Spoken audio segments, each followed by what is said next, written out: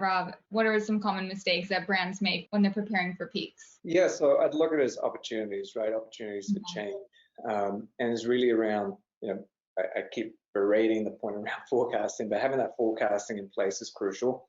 If you think about any operation that happens out there, they're going to base what you plan to do based on historical if they don't have any forecast, right? That's the general way you'd operate. Now, if there's a ramp up and it's for a period of time perhaps, or you're seeing a massive growth in scale, that's where forecasting and having an idea of what it is that we need to do is crucial important. The success of OceanX, the success of our clients, also the success of the consumer at the end of the day, who is the individuals that receive that product. So along with that, forecasting is also around ensuring you've done a complete due diligence planning. You've got your inventory on hand.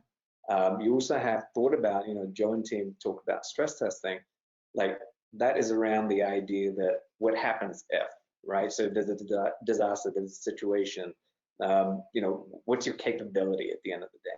So they're the different components that go into it. But I think if you ask me very generally, I'd say preparation for peak is really about collaborating, about ensuring both parties, the client, OceanX, collaborate to such a degree that the forecasting, the planning, the execution is not seamless, because situations are going to come up, but it's more so as streamlined as possible and as collaborative and open as possible as well. So when things come up, you have the ability to adjust, you have the ability to flex. Yeah, I think it's also, I don't want to jump in on you, Rob, but I think it's also important to say that like everybody has to try and be reasonable at a very unreasonable time of year.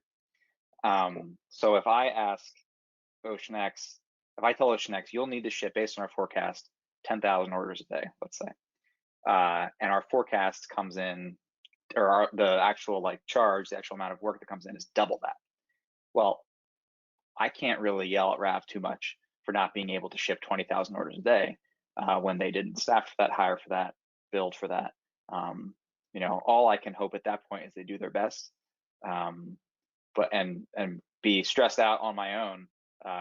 But you can't freak out too much. Have to try and be as reasonable as you can, because these are difficult sort of things to pivot on. You can't just snap your fingers and hire an extra 100 or 200 people. So that being reasonable during peak is going to be really critical as well.